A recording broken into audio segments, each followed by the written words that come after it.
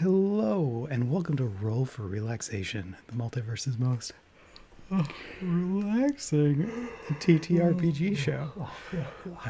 Today, we've got the OG crew who was able to make it, and we're going to be playing Wanderhome, which is a very cozy and cute ttrpg that's kind of in the same vein as Redwall, has like Moomin vibes, Ghibli vibes. It's very cute. Extremely here for this. Yeah. And so the world of Wanderhome is filled with anthropomorphic creatures, and they have pets, and like the animals in this world are actually insects. And so if someone has a pet or they're like a shepherd or something, then they'll have little insects. The world is recovering from a war that happened like 3 or 4 years ago, but violence is behind us, and now there is no violence. It's cozy, it's kind, it's welcoming. This is a world of hospitality and pastoral chillness. And there's certainly no lingering trauma or PTSD from world destroying wars a couple of years previous. I'm sure. Absolutely I'm sure not. all our characters are absolutely over it. They will find out that is wrong. And so, yeah, let me go to my Google Doc here. So some things that we have to decide about the world before we play in it is, where do we want to be in terms of somberness and melancholy versus goofs and gaffs, or do we want like a mixture of both? I like a mix. You like yeah, a I mix? think a mix is good. Like, I don't want it to be like, oh, everything is always fine all the time. Blah, blah, blah. Like, we can dig into our characters a little bit if they've got some past tragedy or whatever, but also, keep it lighthearted and wholesome when we want to as well. Nice. Oh, hi you, oh, hi me, hi Jade. Welcome, guys. Hey, oh, hi me, hi Jade. Welcome. The next question is, how magic-y do we want the setting to be? I know that your character, Nick, will require some amount of magic in the world. So yeah, some divine magic of sorts. Yeah. Or spirit magic. Spirit magic.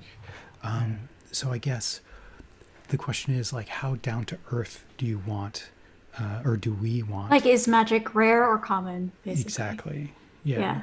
Yeah, I feel like I maybe would we're say not probably slinging, rare. yeah, we're not slinging fireballs and stuff, but like, Yeah. I think it would be cool if Nick's character in general was probably like one of the, it's like one of those things that you hear about that it's like, oh my gosh, you're in touch with magic. Like, I've never heard, or I've heard about it, but I've never seen it myself, kind of thing. and maybe kind of like a spiritualism, like a kind of like the Force, where there's like, very few people, and like people have maybe heard of it, but like you don't know. Some people might not even believe in it. Yeah. Right, exactly. Yeah. But there's like, I think that's maybe sort of the level we're looking at here. Yeah, and so that's in terms of people. What about the environment? Like, oh, how often do you think people get spirited away or things like that? Come across in a magical ruin? Yeah, that's a good question. I mean, I'm a good sucker for magical ruins. Yeah, for sure. Then, like, how do you reconcile like people not believing in magic with the fact that the world? Well, is, like, I mean, some areas maybe, magic? like some areas that are more populated might not be very magical, just because it's just populated. Maybe magic is more towards nature. Yeah, I think that's a cool idea. And maybe it's like magic is out there, like creatures know it is, but like harnessing it or using it is very rare. It's more of sort of a, it's out there, and people maybe pray to gods or whatever, for their blessings and stuff, but it's not like it's integrated into everyday lives. Yeah, like the use of magic. Nice. Awesome. I like that. Okay, then the next thing we got to do is finish making our characters. So how about we introduce our characters? Amy, you want to go first? Yeah. Let's see what I wrote down earlier. So my character is a shepherd. Her name is Marigold Pennyfeather, and she is a soft feathered hen. So she's very fluffy with golden brown plumage. She tends to her herd of woolly caterpillars, who she dotes on like her little chicks. She travels around with her herd to find the most scrumptious meadows for grazing, but finds herself fussing over strangers who seem to be neglecting themselves. So she can be a bit overbearing. She's definitely stereotypical mother hen. She always has a basket of goodies on hand, like scones and cookies, if anyone needs them, and she also refuses to tell stories that don't have happy endings. She's very much someone who refuses to look at the negatives in life, kind of to a fault, because it like works her up. So she sort of ignores it. Um, yeah, and also she knits bonnets and booties for her caterpillars so their feet don't get cold. Yeah. Nice. And in the playbook, they say you heard bumblebees, but we'll change that Oh, to silkworms. okay. Okay. Bumblebees also sounds adorable, but yeah. Yeah, both are adorable. Yes. Nick, you want to introduce your character? Yeah, I will be playing a wizened old mouse hermit by the name of Brome Sedgwick. And Brome is a tender of the wild spirits. He tends to the small gods, the forgotten gods out in the forest that most other animals have forsaken, or their worship is not practiced anymore. Brome can be a bit of a curmudgeon. He doesn't want anyone to look after him. He is fiercely independent, having lived out in the woods for much of his life. And he believes strongly in respect for the old ways, respect for your elders. The world, of course, has, gone to hell, and, the youth of today have no respect for anything anymore except, whatever skibbity toilets they're up to these days. And so he's, a little prickly, but underneath it all, he has a kind heart, and a willingness to help those in need. Nice.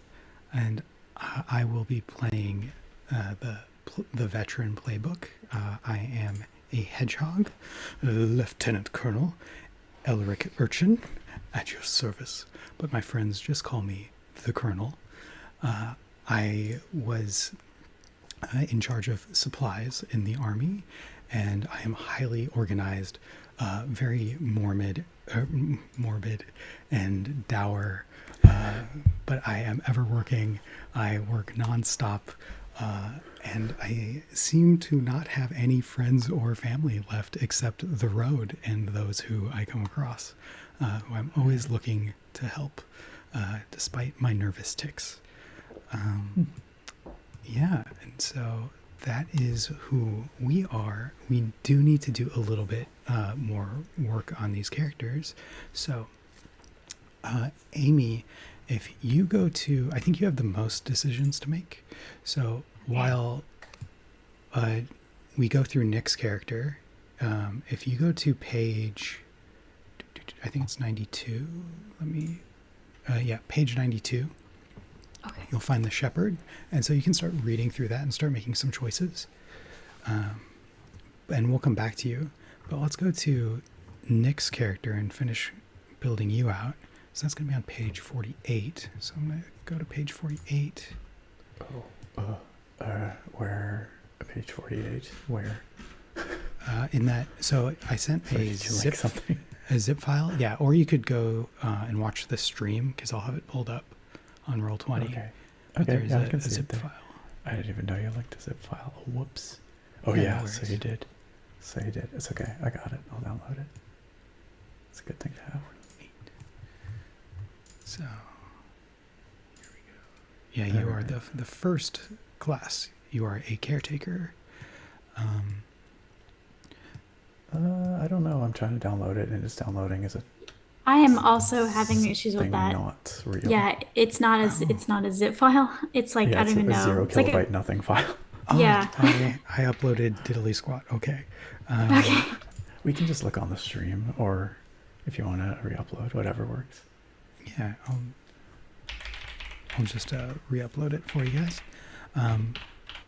But Nick, the first thing that you are going to choose is actually, are you going to the stream? I'm just seeing if I can. It looks like they have PDF printouts for free you can actually download from their website.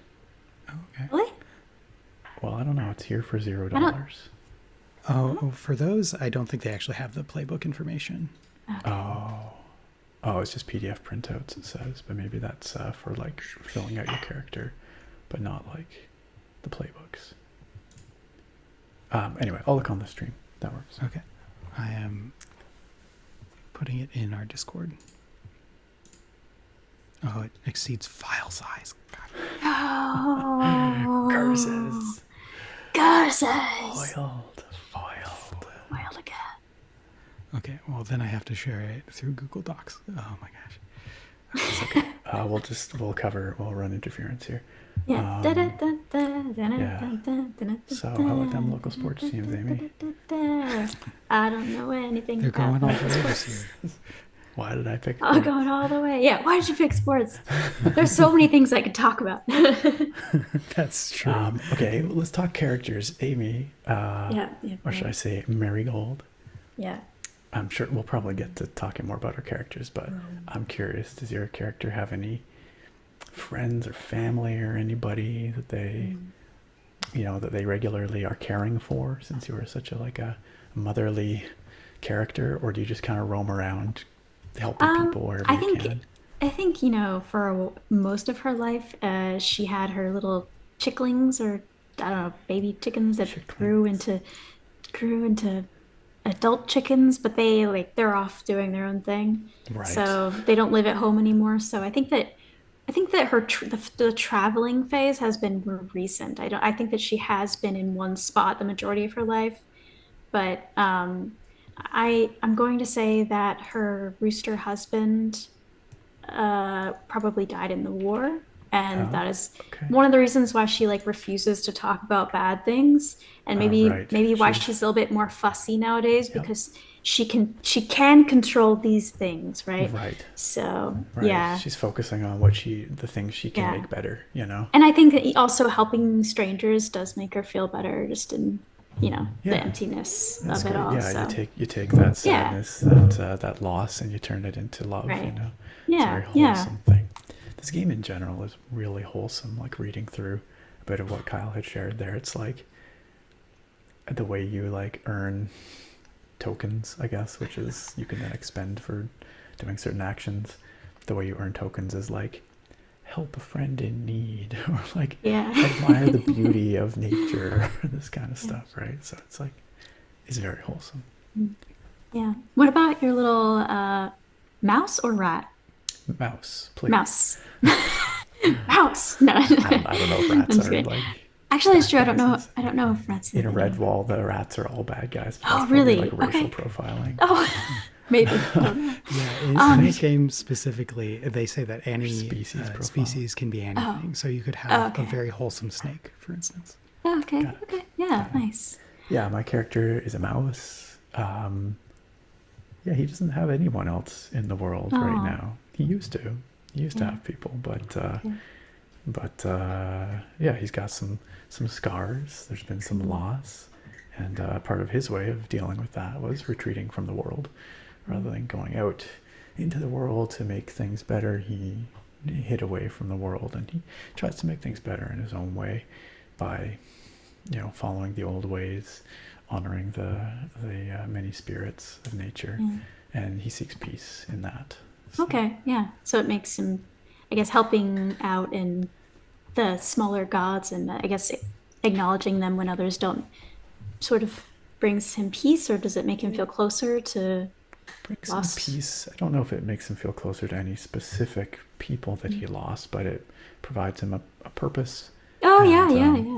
And it allows him to feel useful still, even though, again, he's very like, kids these days, like I may be old, but I still respect the old ways. I have so much to offer, kind of thing. Yeah. Even still. And also like maybe preserving like an old culture that just he doesn't see anymore. Yeah. Exactly. Maybe the way he grew up or the way he was taught, right? But which has faded away into obscurity. And I think because of that, because he's been isolated for so long, and because he is sort of hiding from past trauma, he is afraid to open up and form connections, form friendships for fear of loss and being hurt again, right? So so were you guys able to get the link I sent in the Discord? Yes, I have it open here, page 48, the caretaker.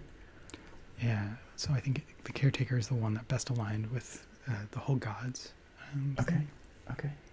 And so you've already chosen your animal, so we can skip that and go to choose to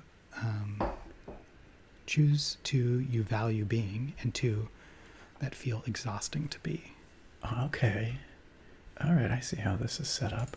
Okay, I think that Brome would value being, I'll type this as we go. Would value being reflective, and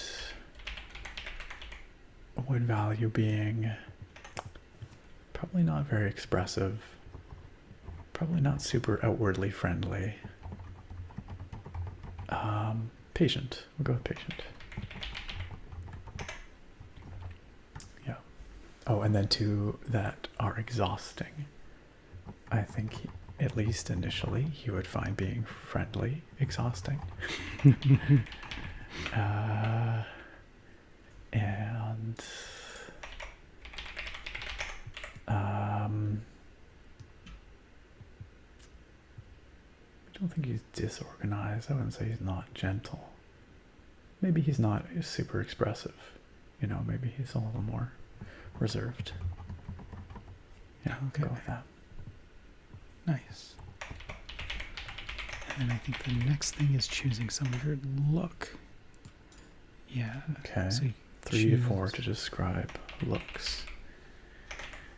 And if any of these things like doesn't fully jive with your idea of who you want your character to be, you could make something up or pick something out from a different playbook. The playbooks are really just like helpful tools. I think wooden sandals and scratchy cloak sounds great. Okay, cool. I think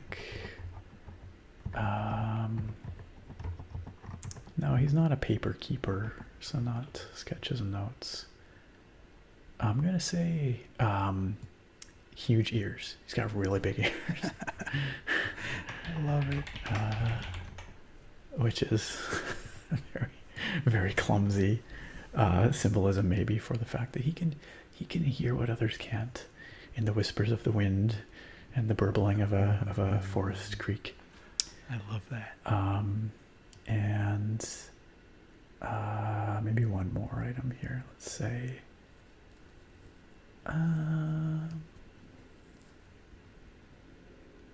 nothing else on this list is really speaking to me. You know what? Well, actually, he carries a staff. He has a big sturdy staff that he carries about, that he uses for walking, but maybe other stuff too. Who knows? Ooh. A walking stick staff. I love that. And then next comes the hard part, which is you choose essentially 5 gods to take with you. Oh. And they have these tags here you can see in italics. The ones with the like 4 triangle plant looking thing, I think that means magical, like a magical effect. The ones with the vertical line with 2 horizontal lines through it, that means dagger, something that's like sad or like an emotional thing that they're dealing with. Oh, wow. Okay. There's a lot of choices here. Let's see. Okay. I guess everyone on the stream could see what I'm looking at. So yeah, and you could read through that while we go over to Amy's character, sure, if you want. So I'm gonna head over to the shepherd. Yeah, I was just reading through.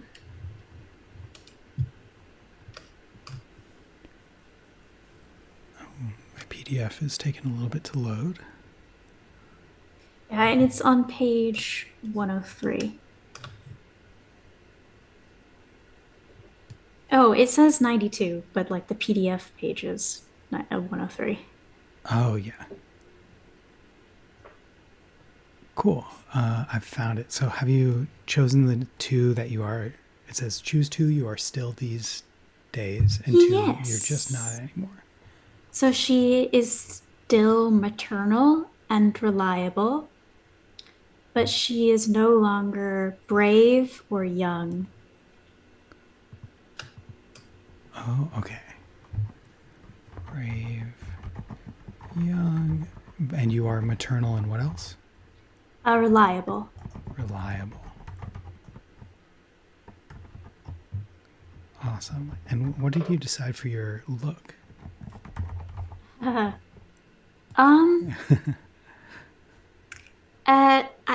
It's like I don't know like specifically in my head what she looks like, but it's definitely like a cottage, more of a cottagecore look, like this smock frock, I guess, or the patchwork overalls, but like for a chicken, I guess.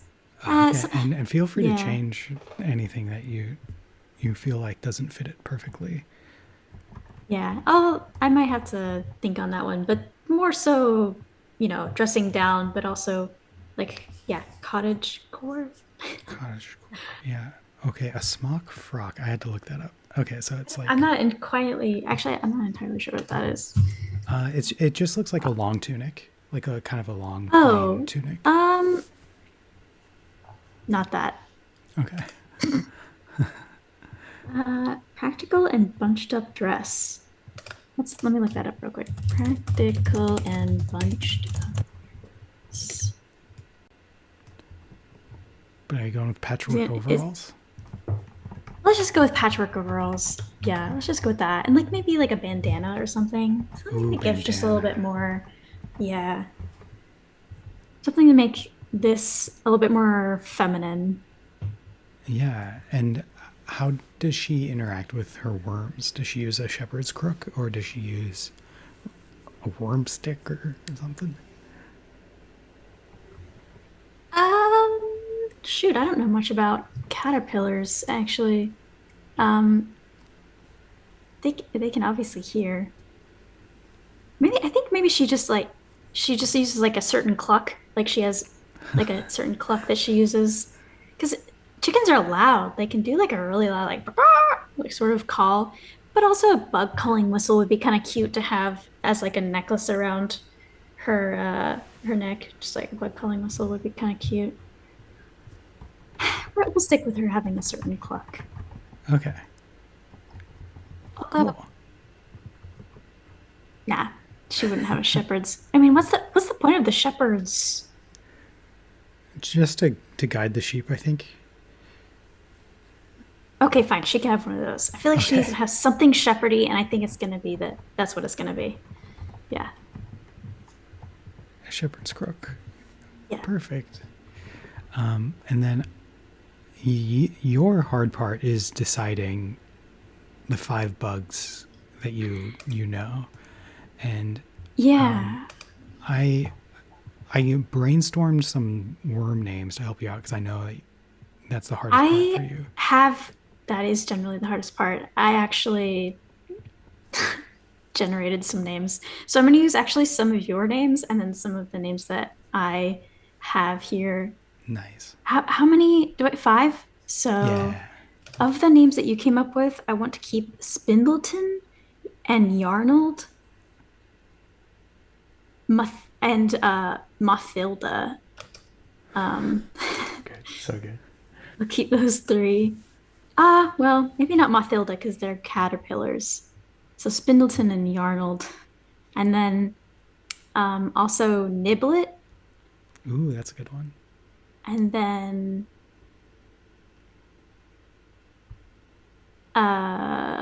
Button. I thought that was a cute name. And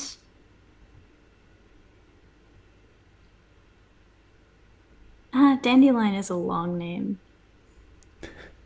Maybe I should. Makes me think of the bard. I know. Yeah. Pickles is kind of a funny name too, but I feel like it Oh, yeah, doesn't that's a good one. fit. Oh yeah. Okay, I'll stick with Yeah, pickles they're then. green and they look Yeah, like pickles. pickles will be Cucumber-ish. like the troublemaker one, like I guess. Pickles. Getting up the Pickles. shenanigans again. Yeah. Have Hey, you what's up, assigned Christian and Trevor? Oh yeah, Welcome. hey guys. Hello, Thanks for joining hello. us. Hello. So, Have you assigned those names to the specific bumbles? Or, well, worms. yes. The worms. I mean, we can sometimes call them bumbles or something. It's okay. Yeah.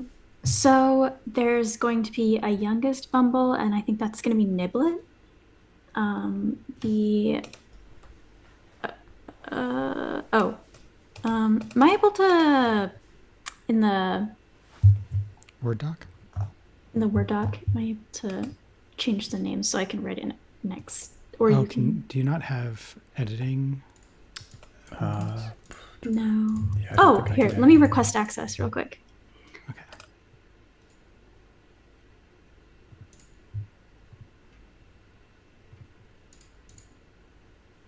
Oh, there. Anyone with link can now edit. Okay. Okay.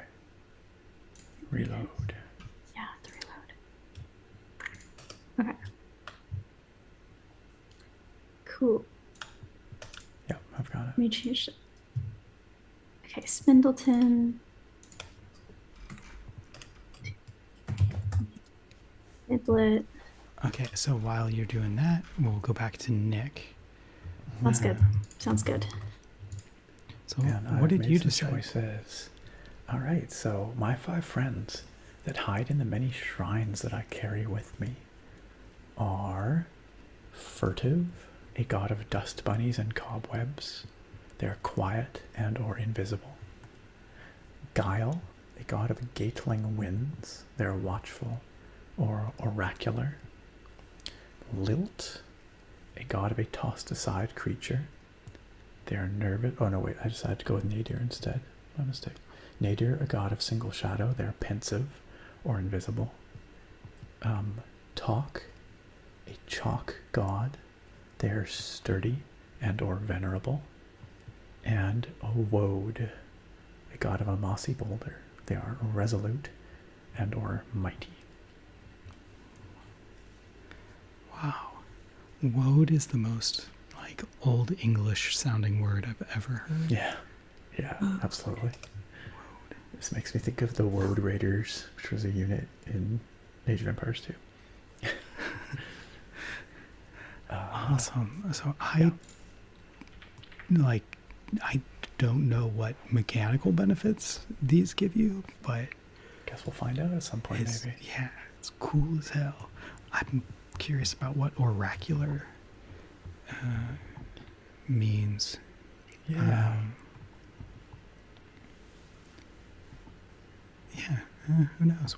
We'll figure it out at some point.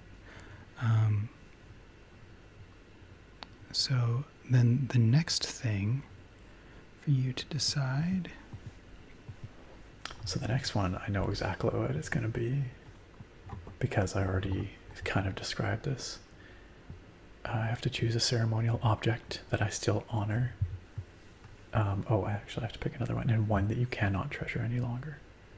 Okay, well, the one that I still honor He has a beautiful wooden walking stick adorned with feathers and runes, passed down through generations. And I'm going to say one that I cannot treasure any longer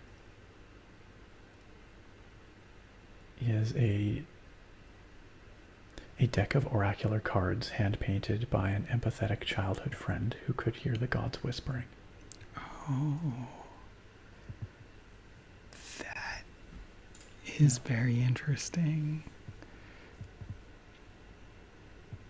My mind is racing. I can explain why he can no longer treasure that, but maybe that emerges later through the story.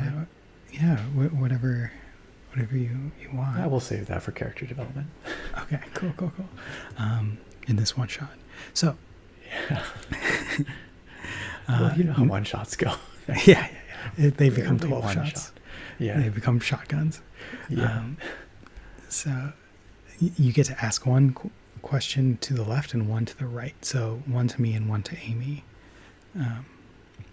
So you get to choose of those four. Who do you answer to? Or which do you ask to whom? Let's see. Which of my small and forgotten gods did you rescue and give to me? Okay. What do you know about the world that I don't? What is something I knew about you that I had no right to know? Or do I listen to you when you feel small and forgotten? Interesting questions. Okay. I think of Kyle's character, who is named The Colonel. Elric, the Colonel, yes.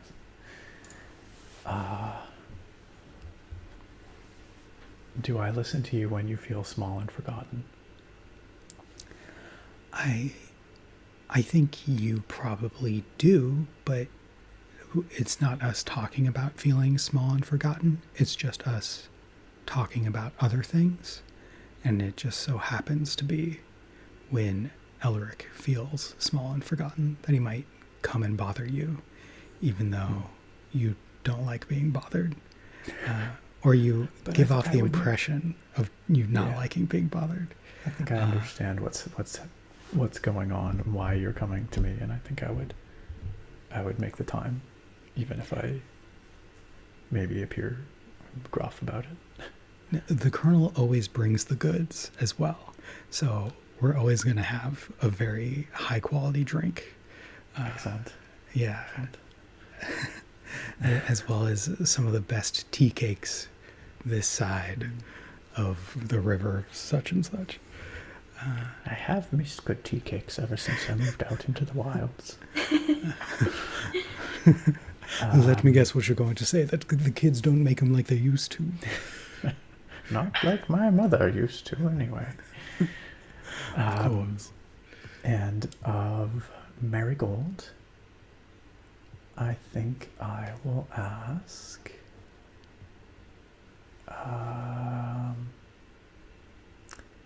which of my small and forgotten gods did you rescue and give to me? I guess I need to give you my list of gods. Oh, yeah. Yeah. That's probably... Did I rescue and give to you? Yeah. Oh. We'll say one of the gods that I carry with me, you rescued. Okay. And they found a place with me. A dust bunnies one, a wind one, a shadow one. Yes. And a mossy one. And a mossy boulder one. And what was the last one? A mossy one. Mossy? Okay, so mossy. I'm thinking probably dust bunnies. Okay, that would be Furtive, the god of dust bunnies and cobwebs. They are quiet and or invisible. Yeah, I feel like she would absolutely be something like, oh, this place is a mess, and then like, what have you been doing in here? And like goes to like clean it, and it's like, oh, ah! Okay. And she's like running around, but your character's like, oh, well, that's such and such. Your character being attuned to cobwebs makes 100% sense. Also, yes. Love it. Yes, I love it. Perfect. All right. Cool. All right. Thanks for the answers. Let's go back to Amy. You said 103. Okay. 103, I guess. Oh, it's not a number. Okay. Here we go. Oh no, that's me. Shepherd. Okay, here we go. So the other things that you have to figure out is what's the one item that stays by your side and the one item you need to let go of. Oh, okay. So the one that's I didn't read the second part for some reason, but the first one I decided was something that always stays by her side is a handkerchief given by, it says her first kiss, but I'm just gonna change that to her husband uh during their relationship. Or maybe during their when they were first dating. So like a handkerchief. And something that she needs to get rid of is an old almanac given by her cheerful brother, which grows increasingly inaccurate for what she needs to let go of. That sounds good. Yeah.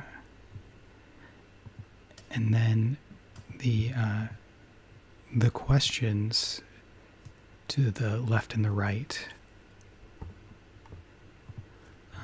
Once you're ready, you can choose who Ask you're asking one which to question. left, right? Okay. I do think it's funny because you're such a wife guy, Amy, that you changed it from first kiss to husband. Yeah. Do you think of yourself as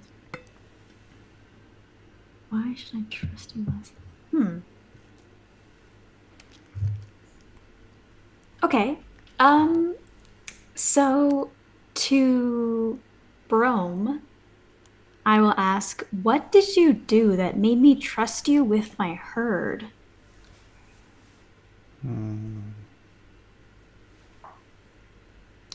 Perhaps one of your worms had an ailment or illness that, despite your best efforts, you could not mend. And I'm not sure how our paths crossed, but through, my spiritual means, or maybe a combination of spiritual means and some herbalism that I've developed through my time in the forest, I was able to aid your worm and nurse it back to health. Yeah, I love that. Yeah, perfect. Awesome. Kyle, what is your character's name again, Kyle? The Colonel. The Colonel. How did I help bring you back when you felt lost? Oh, I.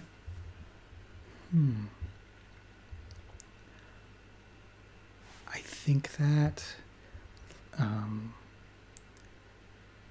maybe after the war, I think how we originally knew each other was that Elric used you as a provider for silkware that he would get for the army. And after the war, he kind of just like went missing and you hadn't heard from him. But we had developed a friendship. And so you managed to find me probably drinking myself under a table and like maybe employ me a little bit and be like, hey, I actually need a new supplier for like a worm food. Could you come help me out? And just like we're sneaky about getting him out of his funk. Okay, yeah. Does that sound? Yeah, that would definitely be something that she would do. First of all, she'd be like, what are you doing in here? And then see kind of what's going on and be like, oh, well, I actually have something that I need from you to not make it like, do this, like, get your ass up. More like, oh, I need your help if you could help me to kind of, yeah. Yeah, absolutely. Yeah, you set him. He just needs a goal in life, He and you gave needed him one. something to Yeah. do. Yeah. Yeah.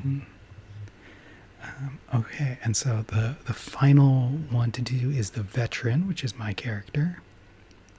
So I'm going to scroll down to that. So it's a hedgehog. Choose two you are sometimes, and choose two you refuse to be. I think sometimes he's cold, and sometimes he's terrified. But he is. Oh, actually, sometimes he's cold, and sometimes he's morbid, I think. But he is never exhausted. He will work tirelessly. And he's never heartless, even though he might have a military bearing. He's always looking out for people. Describe your look. He has a nervous tick. He's got a pack of smokes, which he never actually smokes. He'll just put one in his mouth and just calm himself down. Just kind of hangs out there all the time. Yeah. So funny. He's got a blood-soaked handkerchief, but it's always tucked away. It's dried blood. I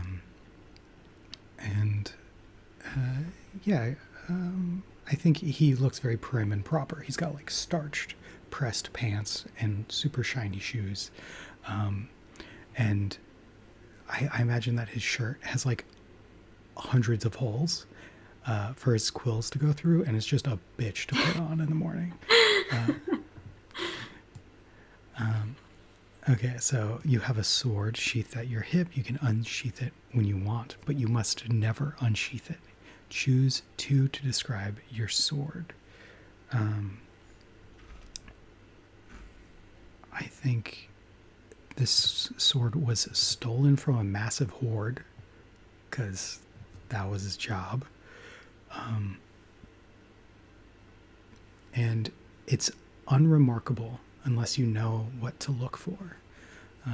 He had an eye for what was good and took it.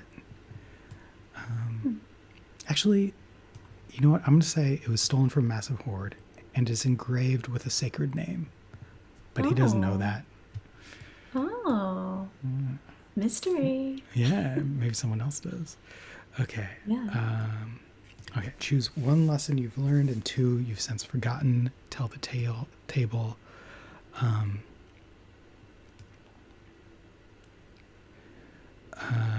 Okay, I'll just pick some at random. So, your once lover recoiled from you when they saw the blood on your hands, and this is why you must never unsheath your blade.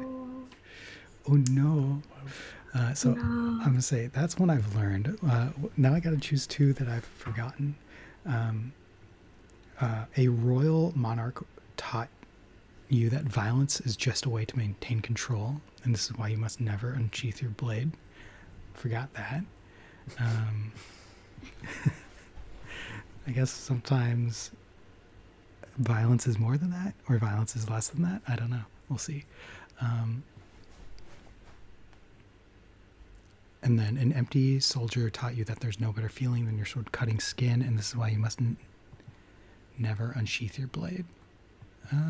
Sure, yeah, he forgot that too. So really, he just doesn't want to be seen as a monster. So to the left and right, the possible questions I have is, how do you help me stay in control? Or when did you realize that I'm a good person? Ooh, I'm going to ask that to Nick. Is your character Braun? Braun? Brome. Brome. Brome. I'm going to ask that to Brome. When did you realize that I'm a good person? That is a good question. Perhaps when I recognize that you are doing everything in your control to not unsheath your sword and not choose the violent path if there's any other option. Maybe the nature of our meeting was maybe somehow I don't know why you were out in the woods, but I was accosted by bandits, perhaps, and you defended me without having to draw your sword at all. I'll leave it at that.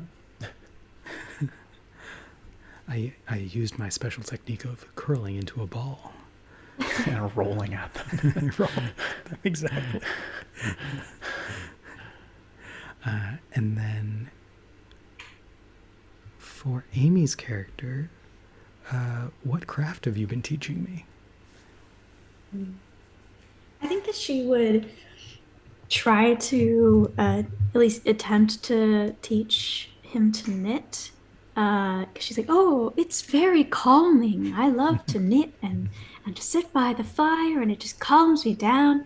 And my guess is that for the Colonel, it's way more frustrating and like brings him more anger just because it's like a delicate, like soft-handed thing. And I just see him being more like, no, I gotta get this done kind of thing, you know. Mm-hmm. He doesn't like taking time to sit and just, you know, because he's always, you know, working. He's got to go fast. He's got to go fast. He doesn't know how to take the time to just slow down quite very much. Yeah. I don't know. But yeah, she's still trying. Yeah. Awesome. So now we've got all of our characters out of the way. Are we traveling with each other already? Or is this going to be our first time? Are we on the road? It sounds like we're already on the road based off of our questions, like a little bit, or maybe we just at least know each other. At least we have all, encountered one another, but under what circumstances, I guess, is the question. And we've answered a few of those questions, like individually maybe how we've connected, but sort of the broader impetus for us, like why would Brome decide finally to give up his life of solitude? Yeah. And well, he's got to find all those forgotten little gods, right? Yeah, that's true. Maybe Brome feels that he has done all he can in this patch of woods, and it's time to move on. Yeah, maybe they're all traveling somewhere. Go ahead. For your character, Amy, is like, what if your worms required a very specific food, like they ate an invasive fungus or something like that, and you've already removed all that from our town, so we gotta keep your herd moving onto the next, not only for your herd but for the good of the country. Maybe. I think that maybe you two would like have these reasons for going, and then the Colonel is like, well, these guys are going to die without me. Yeah, maybe that's how Brome and Marigold met. It's just she was in like a deeper part of the forest where her silkworms, woolly caterpillars were just eating this, invasive moss or something. Sure, yeah. Invasive plants. Just an idea. Yeah. Yeah, and maybe one of them. And that's where he would have. My thought is maybe. Yeah, like maybe one of the worms were sick, and you help the worm, and either it's still with us, or maybe the worm was sick because it was going into a cocoon or something, or maybe there was an issue with the cocoon stage or something like that. I don't know. Yeah, whatever you like. It could have been, well, maybe let's just say it's the youngest one, because like obviously the youngest are the most vulnerable. So maybe the youngest one ate something and we don't know what it was, or maybe you knew what it was. It could be. Well, maybe I knew what it was, and my herbal remedies were able to, delay whatever would happen to it. But maybe we're on the road, or you're on the road because you're seeking out an expert in this issue to actually resolve it. Like maybe it's still in danger. Maybe I was already thinking about leaving because I wanted to go and find and tend to the small gods elsewhere. I felt it was my time to do that, but also under the pretense of like, well, I guess I better come and help you and tend to your worm so it doesn't perish on the journey, you know? Really, you're the one that's like helping with the symptoms kind of thing, helping keep the worm alive right now. Yeah. Yeah. And and then the maybe, colonel, of course, is the one that keeps us safe because yeah, we're maybe not on the so used road to, yeah, maybe we're not so, I shortly mean, after we, That's his excuse, but really, yeah. he But he just wants to be with his friends. yeah, he really finds though, companionship. really though, Marigold just, she grew up and was raised in an area that was relatively untouched by war. Like, of course, they felt the war in some ways, right? But I think that she didn't see the worst of it, maybe. So she doesn't know how bad it is out there. I don't know. Sure. Yeah, maybe a little bit naive in that sense. Yeah. In this area, and maybe, I don't know, in the wake of the war, maybe there's still some instability. I mentioned that the colonel saved me from bandits. Maybe he saved both of us from bandits that we encountered on the road. Maybe we had begun our journey. And that's where we encountered the colonel. Yeah. Yeah, I like to think that the colonel somehow found out that Marigold was like leaving, but then, didn't leave with her, but then caught up to her and was able to like stop bandits that way, kind of thing. I don't know. Oh yeah, I like that. That he was like, wait, what? And then wait, Marigold went where? She went what? Like, by herself? Yeah, because I feel like the colonel's been all over, like with his job, getting supplies from everywhere, but he's seen the country in a time of war and thinks that things are way more dangerous than they actually are now. Yeah. I mean, sometimes they are, maybe, but also he's probably exaggerating. Yeah, I can see that. Always assumes the worst. Yeah. Thinks things are way more dangerous than they are, and Marigold thinks things are way less dangerous than they are. Exactly. She's like, oh, I've traveled this road when I was younger all the time. What are you talking about? Oh. And he's like, I've seen things. I will not regale you with my tale of this road. I like it. Okay. Like it. So then let's get into the gameplay loop. So how it works is we go to a new place and then we define it. So that's the first step. So on our journey, we are in our journey and we just left a place. What's the place we just left? Is it a sacred spring that we found? Is it an ancient ruin? Is it an ancient city, a new city, a fishing town? I think I'd be pretty resistant to visiting major population centers given the choice. Yeah. So I would favor like a little fishing town. Yeah, or even sticking to the wilder areas. Yeah, or maybe just a ruin. Yeah, a ruin or a spring. Yeah, a sacred spring would be in line with where Brome would want to be. Perhaps looking to, provide, worship and attend to the god of the spring. Mm-hmm. Nice. But maybe you guys want to be somewhere else, so it doesn't have to be. No, I think it's just I think where Brome would want to go. Sounds. Yeah, I think that's something wonderful. That we would come across. Yeah. Yeah. So that's where we just were. Now we got to decide where we're heading. So there's rules for defining a place.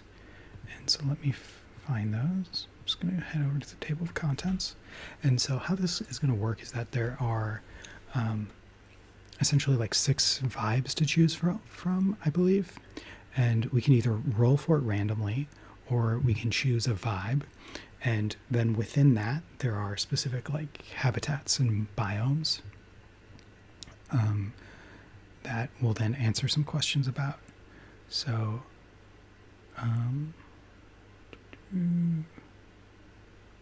nature. Okay, natures. Here we go.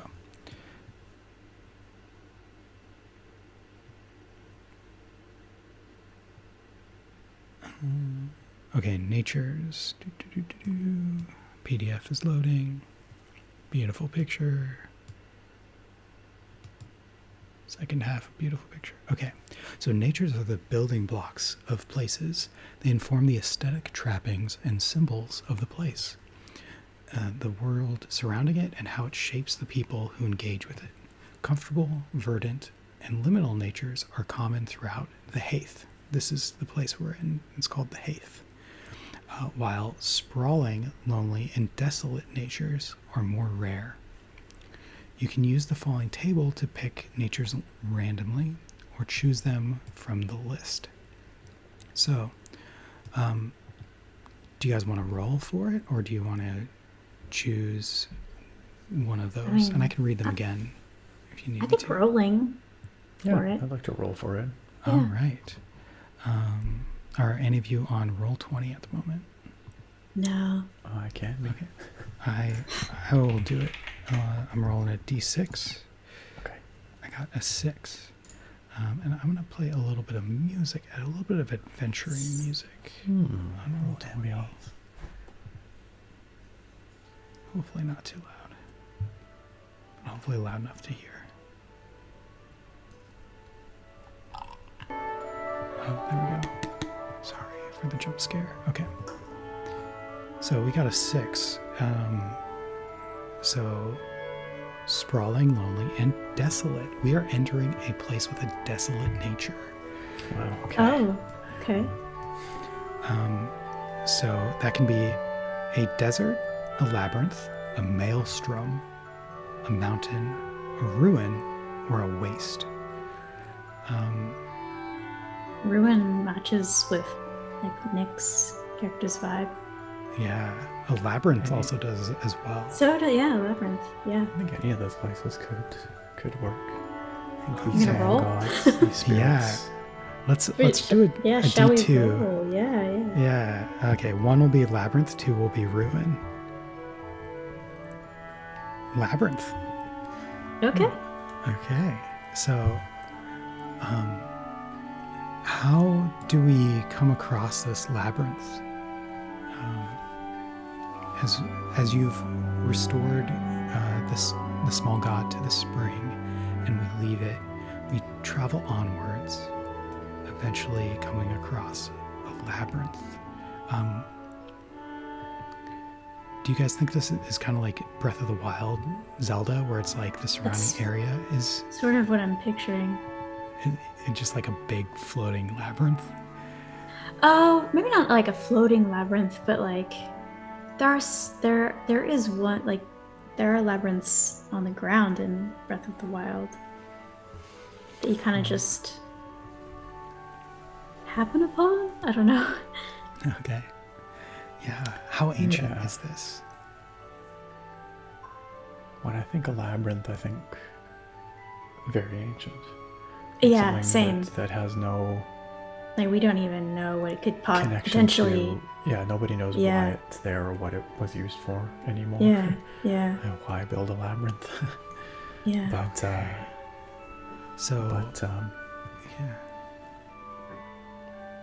What were you Brome's gonna say, ears are Nick? twitching. Brome's ears are twitching. And he says, "Listen. Do you hear it? Can you hear that?" The colonel will listen. What am I listening for, old dog? Just listen carefully. Not with your ears. Listen in here. I hear voices. Many, many voices. But faint. Ever so faint. Somewhere in this labyrinth, there are spirits waiting to be acknowledged. They have not been visited for eons. But I must find them. Are you sure that? Sure that they want us? Flatten my ears down. I think she's like, are you sure that they want to visit us to visit them? Are you sure they're not fine with other? They're fine in their little hole. They would come out if they wanted to visit, right? It looks really dark and scary to me. They are tied to the stones of this place, the moss adorning the stones. Perhaps the spirits of those who once dwelt in these stone walls. I cannot say, but they cannot leave. This looks too scary, mighty too scary. And the hearts and the listening and the voices, so many voices. I don't know. It might be too much for the pillars. Okay, so we have some options. So Nick, you had mentioned stone walls, so that's one of the aesthetic elements. I was also envisioning stone walls. Yeah, same. Yeah, absolutely. Yeah. And Trevor so mentioned the music is a little loud. Did you? Oh yeah, I turned it down. Did you? Okay. And the song finished also. Yeah. Thanks for letting us know, Trevor. Yeah, thanks for. So the other options could be a tangled path, an unexpected hazard, and this one's interesting, chalk marked directions, a lost innocent at the heart of it all, or a heroic guide who might not be helpful, or something else of our own invention. So in terms of, these are aesthetic elements. Stone walls, it sounds like we've already picked. Yeah, so we need one more aesthetic element.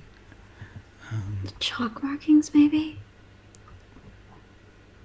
Okay, yeah, let's Chalk go. markings are interesting because one of my small gods that I carry with me is a chalk god. Really? Yeah. Okay. Maybe it's like faint and hard to see, but the chalk god can. Like some of them we can, Could but help some of guide them we us on the can't. path. Yeah. I think it would be cool if its ability is like showing not just the chalk marks that exist currently, but all the chalk marks that have been in this labyrinth throughout time.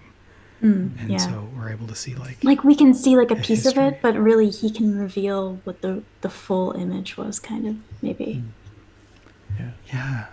And then there's one piece of folklore about this place. And so it can either have a crow inventor who has their wax wings in here. The path that has grow of their own accord. Oh, the paths grow of their own accord. There's 99 wailing minnow demons in here. I mean, I said I heard voices. Yeah. Or there's Minnow something else of demons? your own invention. Okay, well, they might not be minnow demons, but there's definitely like maybe some folklore about this place of like there's whispers. Yeah, many voices. Yeah, and Like if you go in there, you get lost or something and become one of the whispers. well, they spell daemons in the Greek way. It's like D-A-E, so it just means like spirit. But they could be good or bad. We don't know. Well, I'm not sure how safe this is, but if you are going to go in, I'll escort you. I sense a longing, a hunger of a sort, but not directed towards us necessarily. Someone in there is hungry? Oh, gee, I don't know. She's gonna check her basket. Well, I did make some extra scones this morning, so I suppose. All right, fine. If there's a tummy that needs filling, okay. Oh, wait, you made extra scones? Well, I need to deduct some flour from the ledger. Okay. If we're talking extra scones, I have had a growly tummy all morning long. She's gonna shove a scone in your hand and then also just like in a quick swoop put a giant pat of butter on top of it and like kind of fiddle around and all right, I suppose we're all having tea. Everyone sit down for tea while we talk about how we're gonna do this labyrinth thing. The colonel as good a time as any. marks how much butter and how many scones we have because he's keeping track of everything. Okay, yes, you guys relax. I'm going to check if we have enough cockroach feed for our cockroach mounts. We have I'm going to names. do a perimeter sweep. I'll be back in a bit. What are you doing? No, sit down. First drink your tea, have a scone, and then you can do your little perimeter sweep while I double check to make sure everyone has their booties on. No, Little boots. okay. He sits down, but his feet are like twitching up and down, like very Yeah, she's gonna give interested you to the do so. side eye. She sees the stern help it. face. Colonel, be here. Be now. Listen. Listen and you will hear. It has been ages since anyone passed by here. The voices are eager. They're eager to meet us. Oh, they want to. She's gonna put little scarves around some of the. Well, I think she's just gonna fashion their fur into a little like bow tie, maybe, since they're gonna be meeting someone. Nick, you definitely get a token, right, for having people listen. I think that's true. I think that is true. Okay. Some things you can always do. Yeah. Say, hush, can you hear that? I get a token if they try their best to hear what I do. Did you try? Yeah, I'll say my character definitely tried. Okay. All right. And then did one of you say a calming phrase? I don't think so. I wouldn't say I did necessarily. Yeah, I don't think so. All right. Oh man, I have an action that I can do where I unsheath my blade, immediately kill someone, and then remove my character from the game. Oh. Oh my god. Hardcore. That's extremely hardcore. Okay then. The veteran is the least calming of the playbooks. Wow. It's like this, and I was reading like all the stuff related to unsheathing your blade, and I was like, man, this goes hard as shit. Yeah, some pretty gnarly stuff there. Oh, I think I have an ominous song that I could play. Here we go.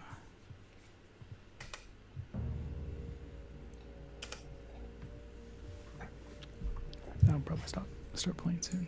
Okay, so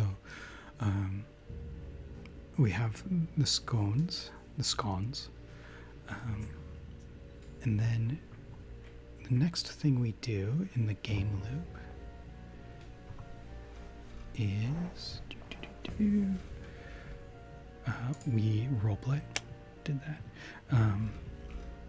Okay, so well, I'm full. I'm gonna do a perimeter sweep, and then I'm gonna triple check that we have all of the things that we need, and then I think we'll be good to go.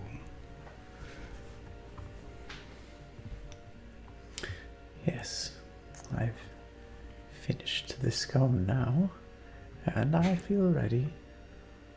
Right, okay, Fine, let me check. whatever. Okay, nibble it, button. Oh, sorry, go ahead, you do your thing. I'm just counting. 1, 2, 3.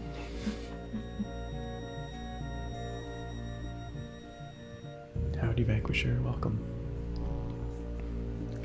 All right. So the colonel will get back and will have inspected everything in triplicate and knows how much of everything that we have. This should last us a month and a half if we get stranded in here. So I think we should be good. I also have flares. So. Yeah, and Marigold is sort of going to say in a playful way, find anything? Anyone trying to kill us? In your perimeter sweep? There was a nasty looking weevil. So, Oh, very suspicious. Very suspicious. Indeed. It could have been an evil weevil. Well, I'm glad we know about that. Great job. I can hear the condensation in your voice. Condescension. Condescension. I I can't believe he meant condensation. No, I didn't. All right, we move into the labyrinth.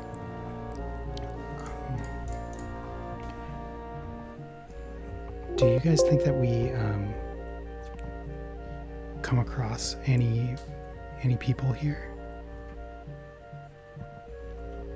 In the I don't think there are labyrinth? any people here. Might be maybe bugs. spirits. Or spirits or bugs. Small gods, but no people. I would say. Well, feel free to describe what we find in here.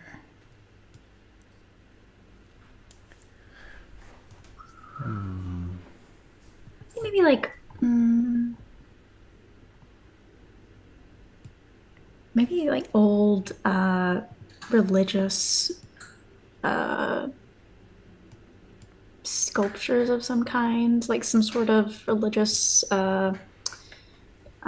prayer area that has just sort of mossed over. That's my only thought. Yeah, so you think this was a place of worship once? Maybe. I don't know. Why would they make a labyrinth Perhaps. around it? What can I do? Or maybe here? Okay, maybe it was a place where a spirit was kept for some reason, and they put the labyrinth around it to make sure it couldn't get out. It could never find its way or something. Like maybe it's keeping something in. Oh. That's a little bit sinister, but it could be.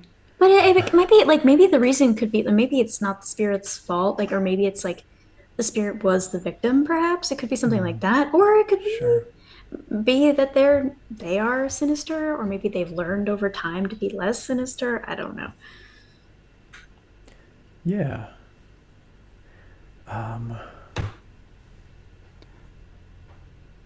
By the way, I have a string that's leading us back out if we need to go back. There's also crumbs that I've put down, which I've been taking out of the scone budget.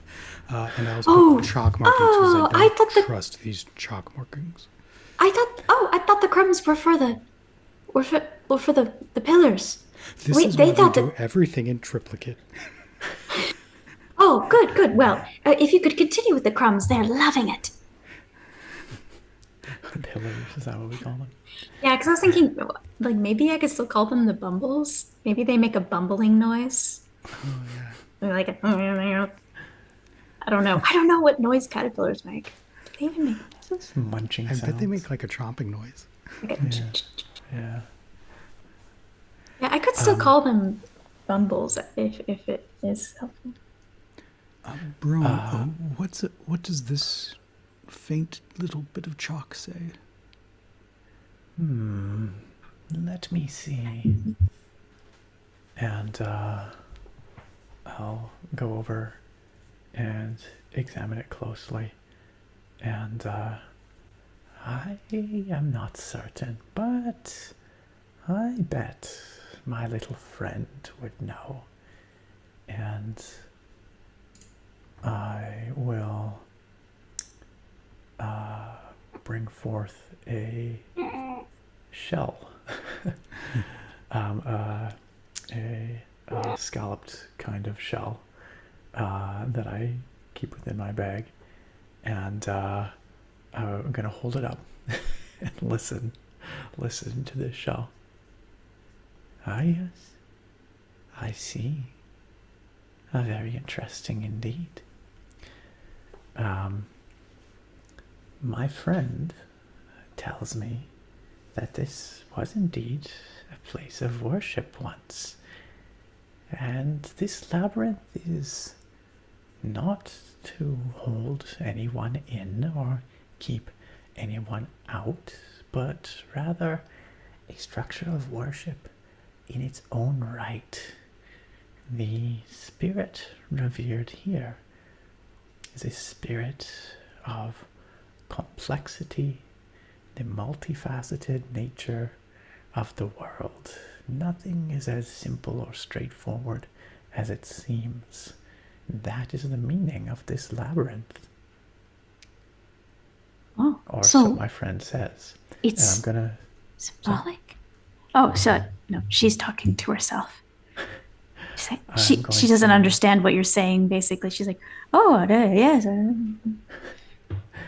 I'm going to, I think, spend my token to know that, because I think I can spend a token to reveal something hidden or know something important about the place you're in, and tell the table about it. So I will expend that token to know that. Well, I feel much better about that, honestly. I don't like to show it, but I was a little afraid. Yes, I do not sense any danger, or at least any malicious intent from within. But I have been wrong before. These old years, not always as good as they once were. Oh, great.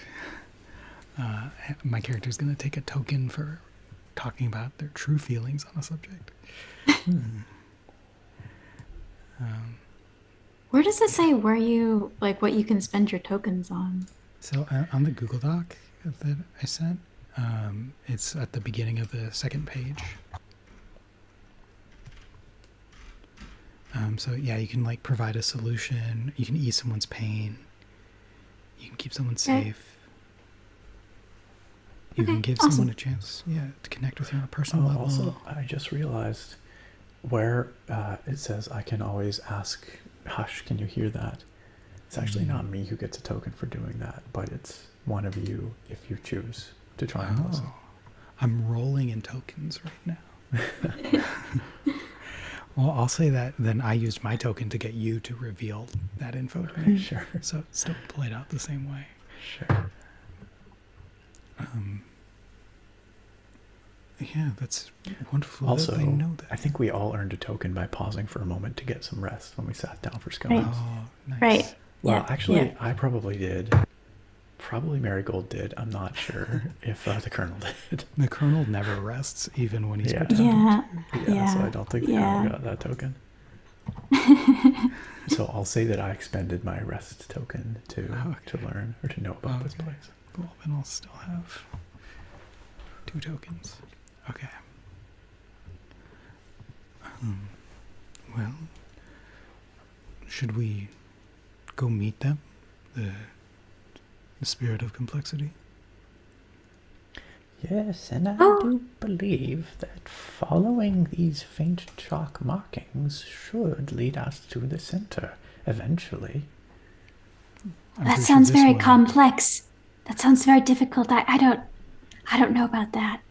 Now that's part of the point. By following the markings and doing our pilgrimage of sorts through the twists and turns of the labyrinth, we are honoring the spirit that dwells within. Well, okay, but as long as you do all the leading. I don't. Too many different ways. I will let my little friend help us on the way. Lead the way, talk, and I'll hold out the shell. There's a lot of, graffiti throughout the ages. A lot of classic graffiti. Do the dicks count as arrows? Could you ask me that? That is definitely not what that is. That is not what that is. It's I think it's a corn cob. They must have eaten corn cobs back in the day. This was a nature spirit, or a spirit of complexity and debauchery. You can follow the phalluses, but they will lead you somewhere very different. Oh no! Oh! Cover your ears, Bumbles. Not that they know what we're talking about. How did she ever have children? I'm not sure. She doesn't talk about it. Just closed her eyes and prayed to God, I guess. I am not even certain in how the mechanics work with chickens. Because the males don't have phalluses. I do not think she would like us speaking. None more of this talk. I can hear you whispering over there. Even though I can't hear what you're saying, I can hear the tone of the talk. Entirely respectful, Marigold. You needn't worry. Sure. Alright, so I'm gonna hold this shell in my hand, in my palm, just gently balanced on my palm, and it's gonna slowly rotate almost like a compass in my hand, and I'm just gonna hold it out. Follow me this way, friends. All right. So I think we're getting to another mechanic here, which is we can create an NPC. All of the NPCs are called kith, so would be creating a kith. And so let me find where that is. This is loading really slowly. Can continue on with the roleplay while this loads. Yeah, I think some of the bumbles are going to be like munching on the sides of the walls and stuff, and she's gonna have to keep like pushing them forward with her little shepherd's crook, like, come on now, come on. And maybe she'll check up on the young one just to see if it's doing okay, see if it needs any. Maybe she'll ask Brom, oh, when's the next when's the next time we need to give it some herbs? Is it doing all right? Do you think he looks fine? Is his coloring? Do you think it looks fine? Come here, little one. And I'll touch its forehead, look it over. It is looking a bit pale, but all in all, doing all right considering. Tonight I will have to make another concoction around the campfire, and I will need to forage for some herbs before we can do that, so we'd best make sure we're back by dusk. Oh no, oh goodness, you'll be all right, Piblet, you'll be all right. Brom will take care of you. Yes, Uncle Brom will take care of you. Needn't worry, little one. We will get you what you need. Nibble is mostly unfazed. He's kind of just like trying to get out of her arms to like, you could see his like little jaws going like this, like towards the moss. All right, so for this god, we need to roll a d6 a bunch of times. So we need to roll a d6 6 times. So whoever wants to do that can go for it. I think Nick, you're roll 20. I'm not anymore. Okay, I can do it. Sure. Yeah, why don't you just roll 6? So I'll come into roll 20. Do you have a game set up for this, or are you just in our other? Yeah, I have a game set up for this, but we don't need to use it. Okay. You can tell me whenever you roll. So for the first roll on whether or not this person is artistic or how are they artistic, this god is poetic. So that's one of their personality traits. Okay. And from that, we get to choose 1 to 2 what they always do, of either wax metaphorical, get caught up in the big picture, or give advice on what someone else should say. Well, they're a god of complications, so they're probably going to do the first 2. They're going to wax metaphorical and get caught up in the big picture. So, Nick, are you going to roll, or should I roll for the next one? You can keep rolling. That's fine. Okay. So then they get a grounded trait. And for that, we roll a 2, which is they are quiet. That makes sense so far. So, Amy, which of these 3 should they do? Either tap someone on the shoulder, stare at someone until they get the point, or non-verbally ask, "Are you okay?" Non-verbally? Yes. Oh. When I said listen in your heart, like that. What was the first one again? Oh, tap someone on the shoulder.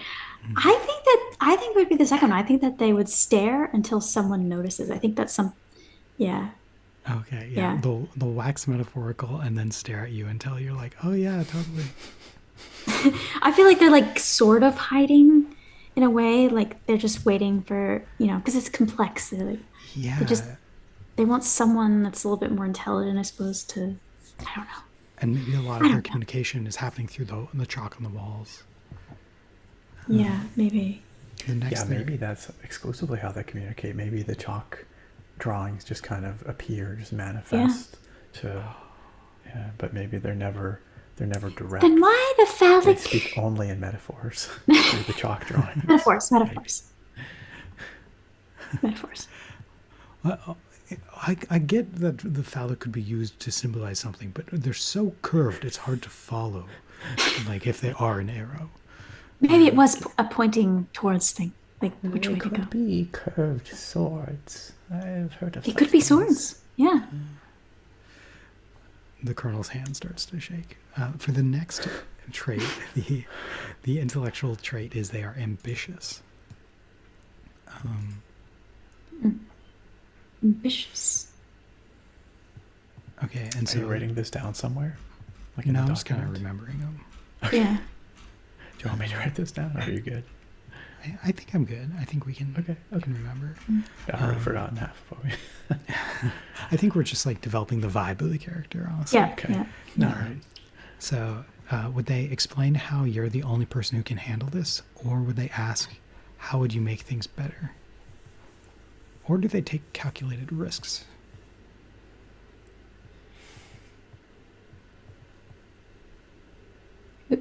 I mean, they could explain that we're the only beings that have come by the center of this labyrinth for eons.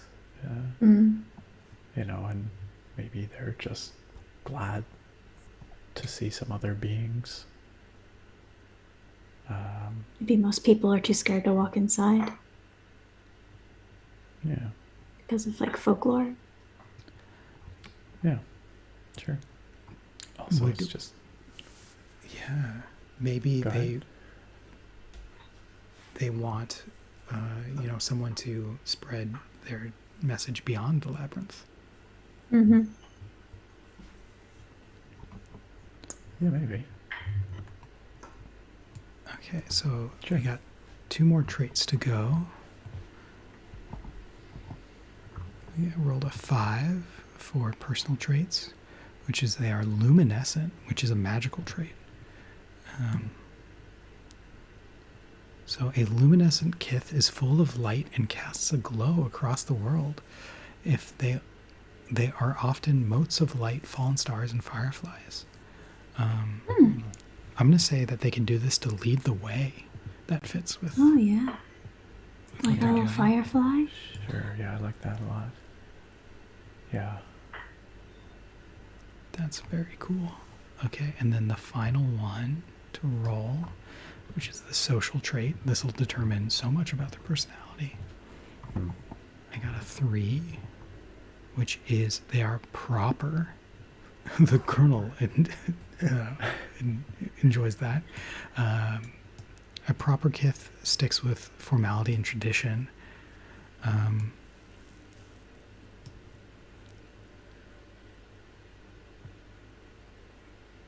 Okay, so there's only two here that make sense. Either they explain how things would have been handled in the past, or they struggle to get something new.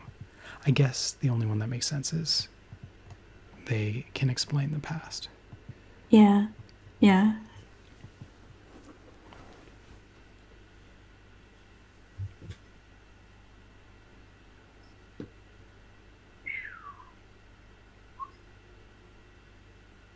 I think his earbuds, I think, ran out of battery. Oh, they're out of ear juice. Ear juices. Gotta oil them back up.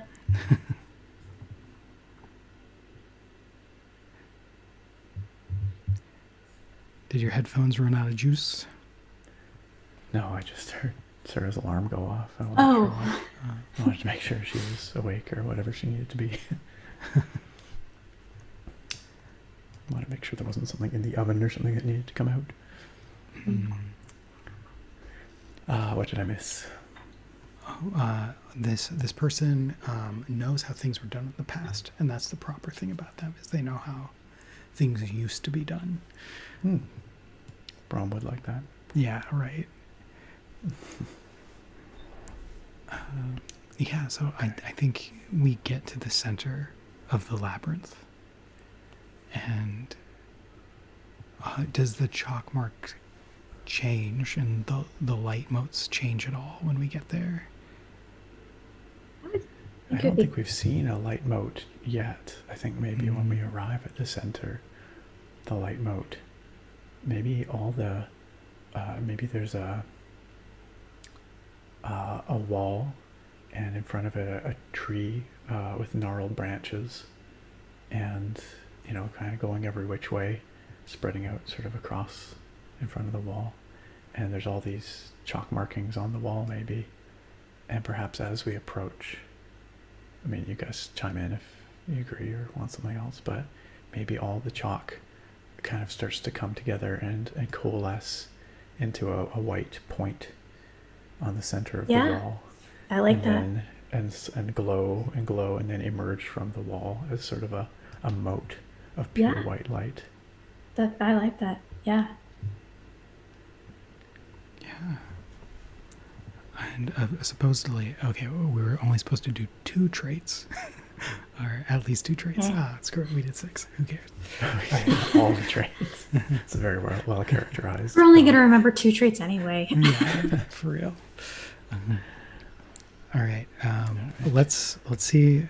Does any one of you want to play the god? Amy, go for it.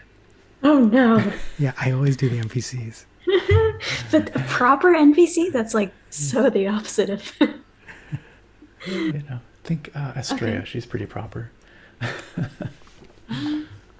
Okay. No, actually, that's not true. No, sort of. Okay. Yeah. It's gonna come out and sort of. I mean, is it gonna stay like a little dot? I think maybe it'll turn into like a glowing form of like a bug or something like that. Firefly. Yeah, like a firefly. Yeah, glowing firefly. But you can hear its voice. It's gonna be like, "Hello, travelers.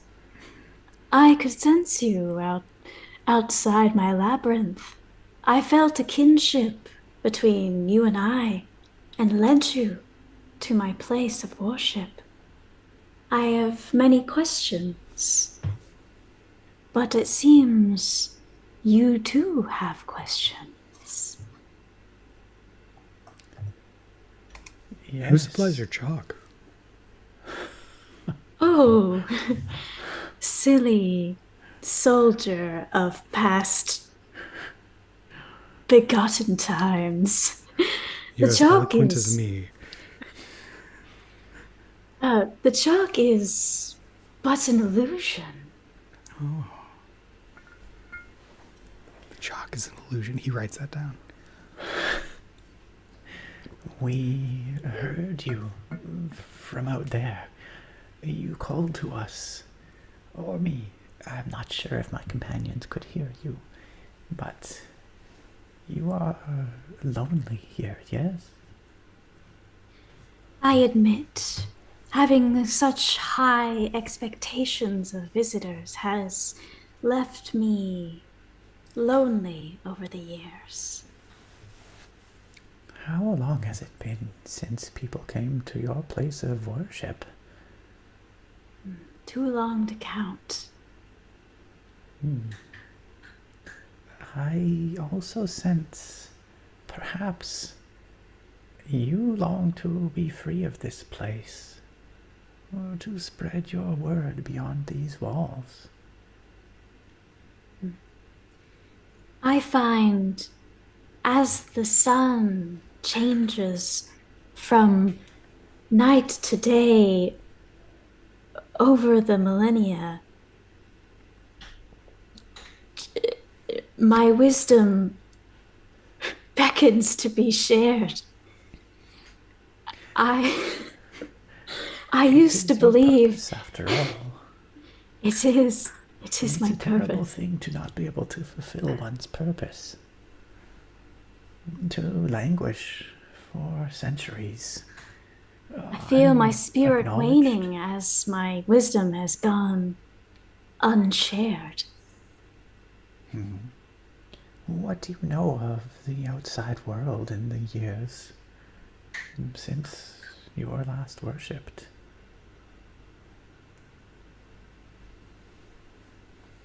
The outside world of what I once knew is no longer, it no longer exists.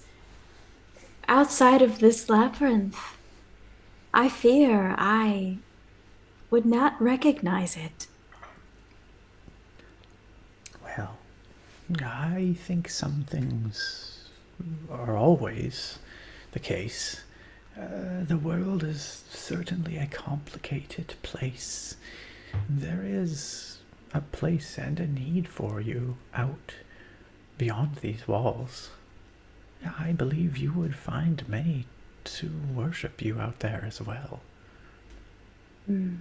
Although, I will say, the young of this generation, they do not much care for worship in general.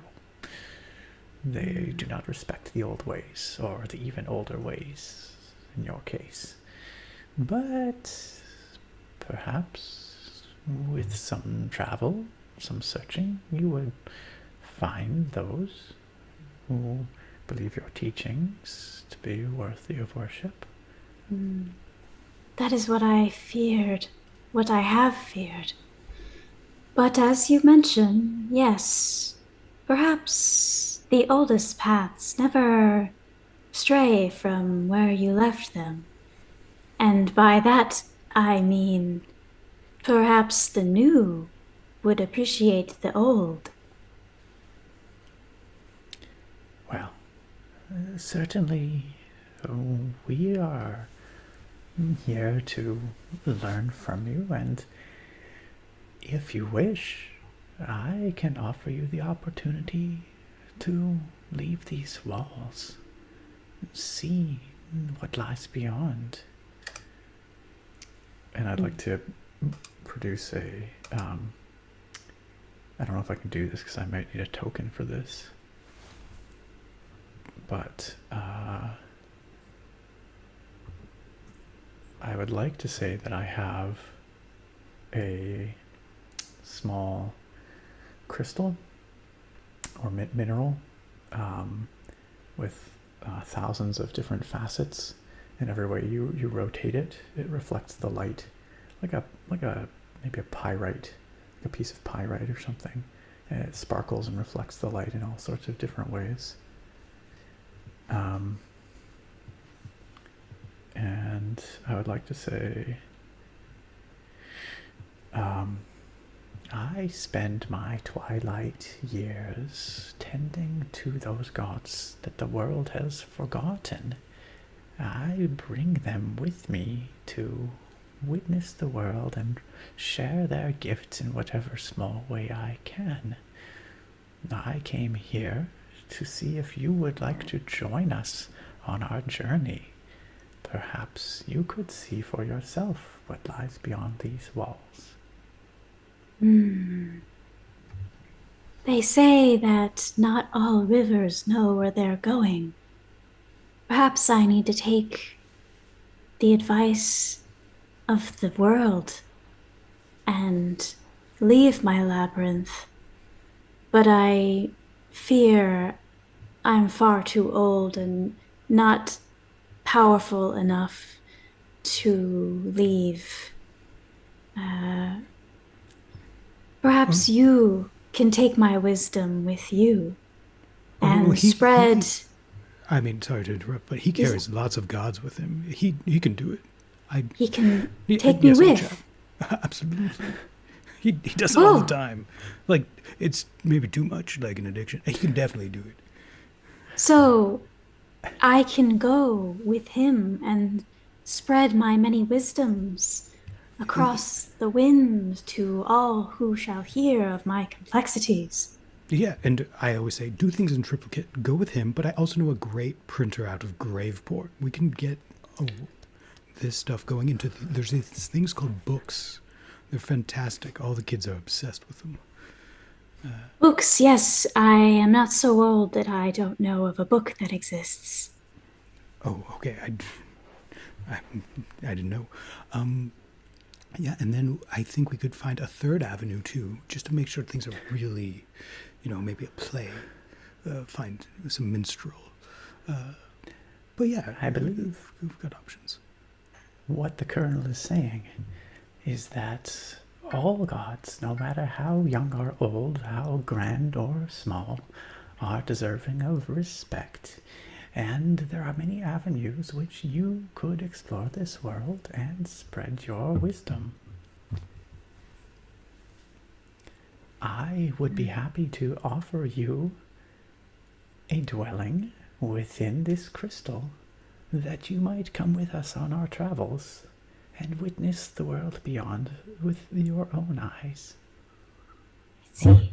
Facets, as the case may be. Well,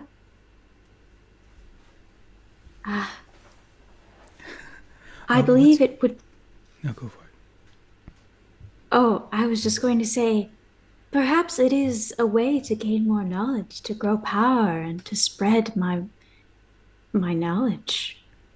I think I should take this step, as they say, step backward and then forward twice, as they say. I do have one question. Oh, I actually have two questions. The first one is, what's your name? Of course.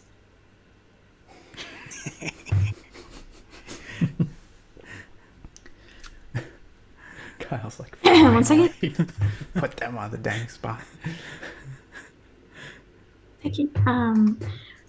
With names that mean wisdom, go. Or complexity. Someone had said maybe my character. Jaime said maybe my character could use his own quills to knit. I think that's very cute. I also love Amy balking at having to play an NPC, and Trevor says Amy only has main character vibes. None of this NPC shit. I think there's only like a specific type of character that I can play, but like the ones that are like proper or like have intelligent things to say, I'm like, how do I word? You're doing great so far. Yeah, for real. You can call me the Murmurer. Or maybe Mum for short. I don't know. We already have a very mothering individual in our party. You'll have to. Well, then you can call me my ancient name, Iradwin. Iradwin. I see. Yes, it has been a very long time since your ancient name was spoken. Yes, the Murmurer is more so the name the locals have given me. Well, Iradwin, I am deeply honored to have this opportunity to speak with you, to learn from your wisdom. I wanted to come and let you know that there are those out there who have not forgotten about the old gods. And if you choose to come with us, we would be deeply, deeply honored. But there is no pressure, no expectations. Thank you for this gift you have given me. I would love to join you on your journey and impart you with my many wisdoms. I'm sure. For at least I know you will listen. Many opportunities to learn from you in our journeys. My second question is, Marigold, did you have anything you wanted to say or ask? Marigold's just in the corner, just kind of like brushing the... By the way, I don't know what kind of caterpillars these are. I looked up woolly caterpillars, and that's totally not what I was thinking. I literally assumed that there was a caterpillar that was just like, had like some sort of like silky hair on it. And not that it just like pooped out the silk. I mean, so these are just like made up. They're bristly. They're not really silky. But... Yeah. So these caterpillars are kind of made up caterpillars. So maybe that could add to the magic, the jiggliness of it. But I just imagine like a mix between a sheep and a caterpillar. Yeah. So she's brushing them, and she's like, all this nonsense. I don't need any of that. You do all that, and she's not interested in this conversation. Okay. Well, I'm glad we got all that sorted out and no one was killed. Are we going back So, to? so trusting, aren't you, Colonel? When I say I sense no danger. I, I enjoy you sensing no danger. That makes me feel slightly better every time you say it.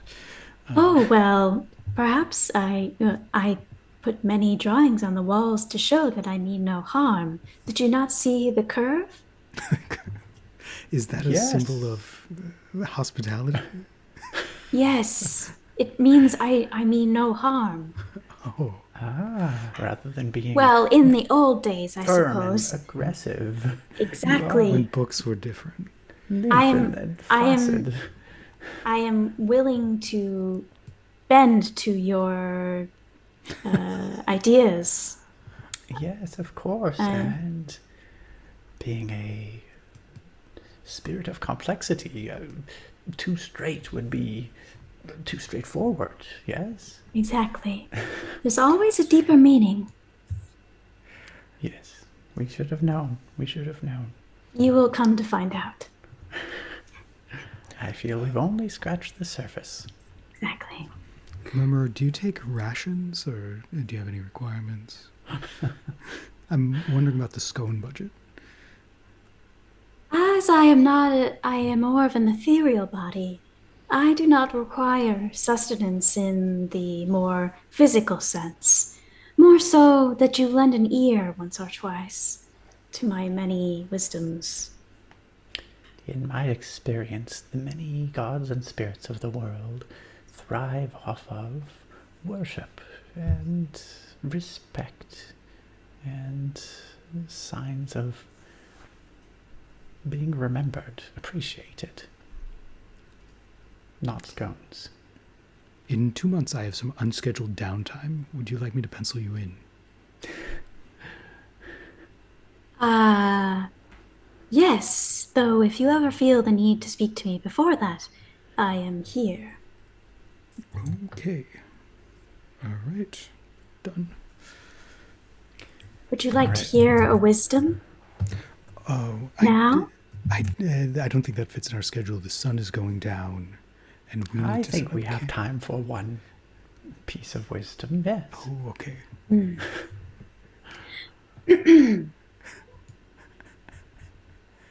A dry scone crumbles first in the hand and then in the heart. That's You it. hear that, Marigold? I think she's She speaking to she you. let out a little tear. She was speaking more towards the colonel because he was like really upset about scones. Yeah. He'll write that down. And she's gonna turn to Marigold and be like, "The scone is warmest in the hand that gives it away."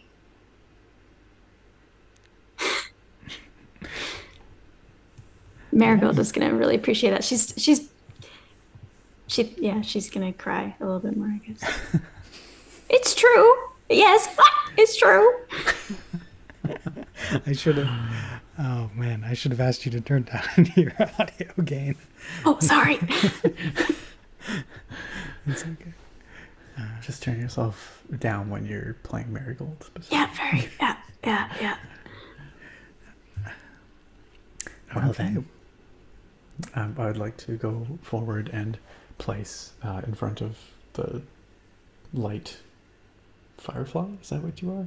Yeah, Firefly. Just place this mineral down in front and say, "Yeah, this is yours. If you would take it." How would you imagine the spirit taking the? I just kind of imagine the light just kind of goes into it and then maybe it glows. I don't know. Yeah. Okay. Good idea. Yep. That's okay. That happens. And perhaps, I hope, you will get along famously with the others that I bring with me. I'm gonna just gently put you into my satchel with the other trinkets in there, including the shell and those inhabited by the other small gods.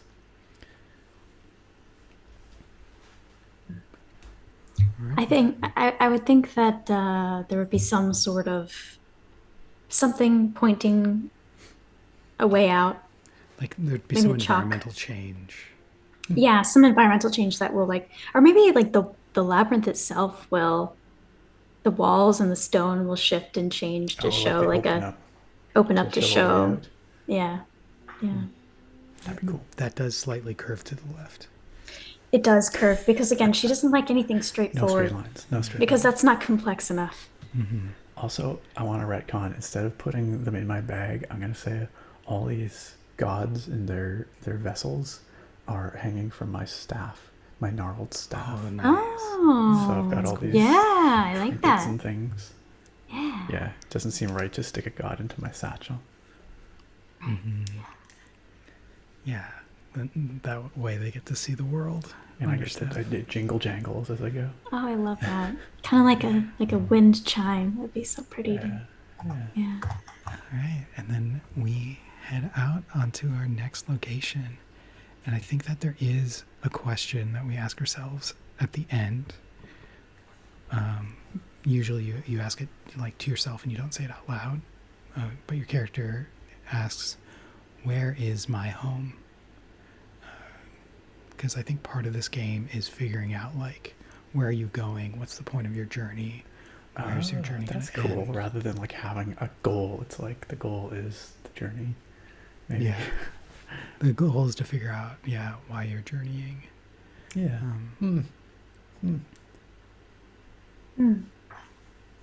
But yeah, where is my home? I'll say mine out loud, which I think my character's home is with you guys. I was about to say, I think Marigold's home is her herd, whether that includes just her, caterpillars or also her, you guys are part of her herd. Yeah. Yeah. Like eventually something, that might something, the friends we made along the way, etc. Yeah.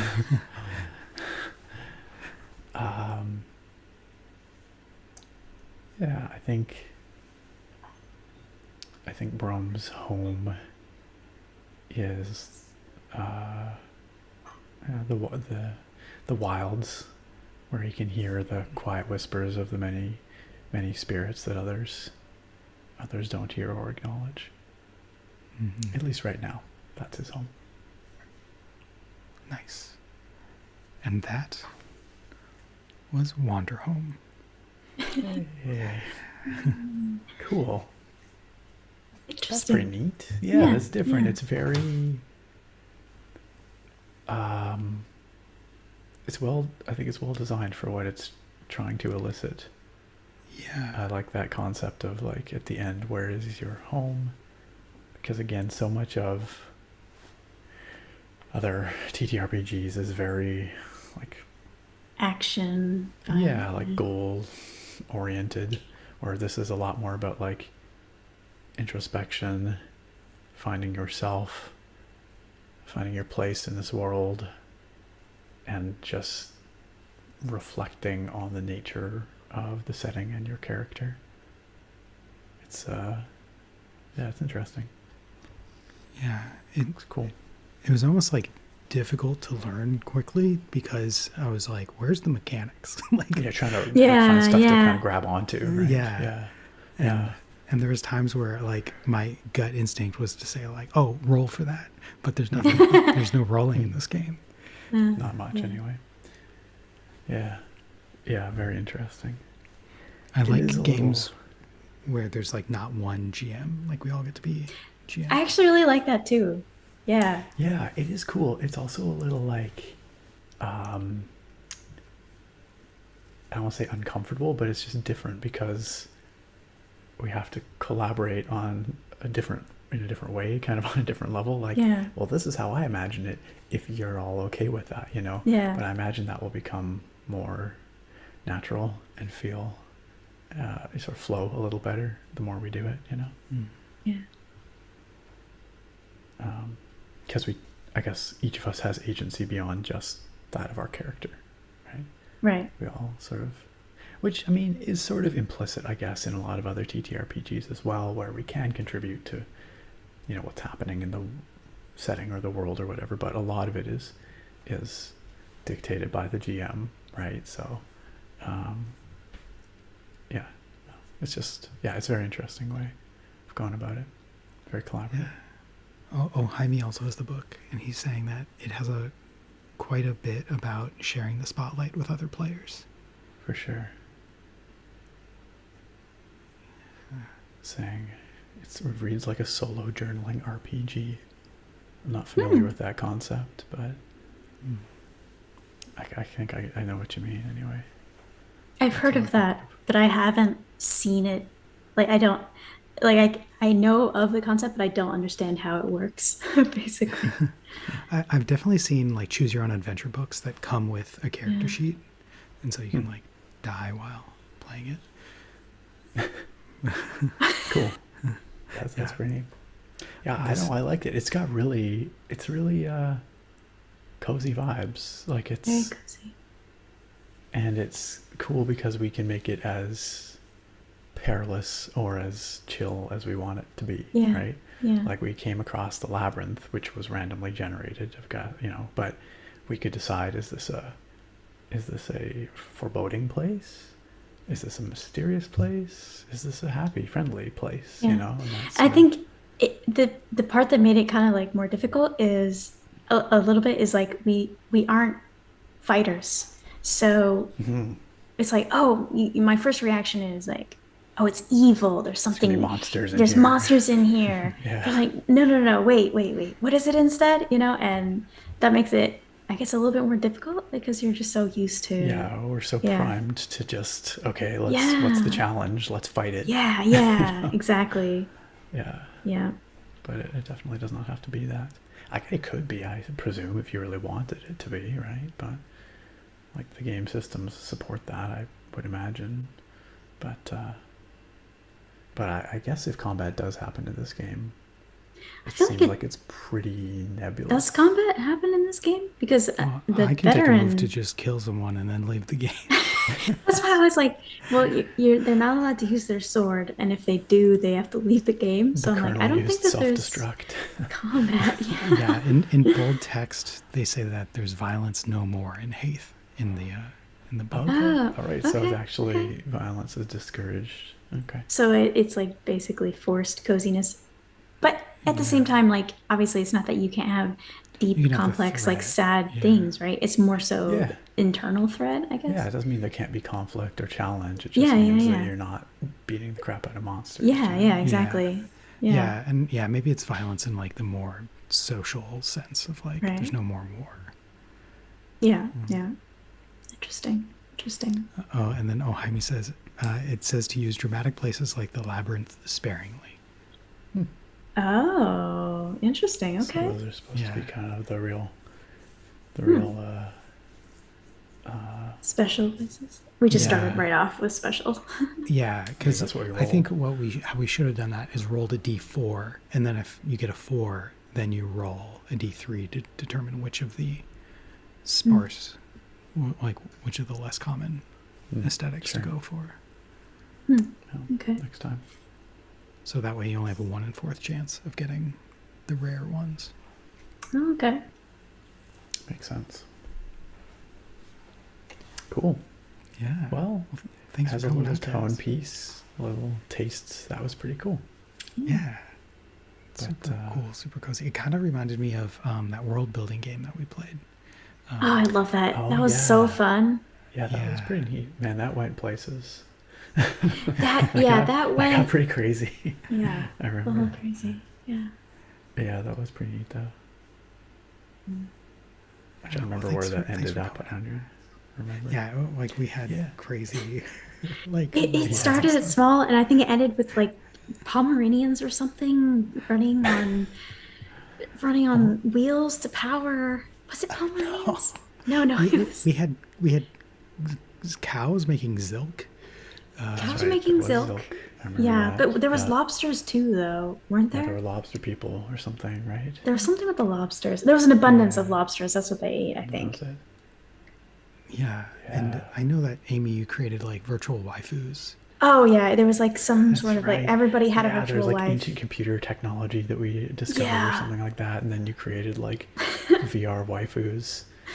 And there were people that were like anti-technology, and then there was the technology waifu people. That's right. Yeah. That's right, man. Yeah, That was weird. It feels like a fever dream. Yeah. Yeah. Yeah. I think sometime we do need to play a game in that world. Like, oh my create gosh. characters in it. Yeah, characters in that setting. Absolutely. Yeah, the Yeah. quiet year. Yeah, that's what it's called. Yeah. Yeah, that was fun. That was it. Correct. We haven't played it with Mira though. No.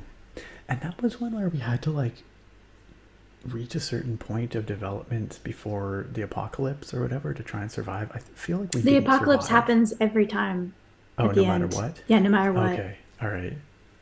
Right. Or it's not the apocalypse. It's they are invaded by Some scoundrels. group, yeah, that is Yeah. like undefined. Yeah. Yeah. Right. Yeah. Yeah, that was so weird.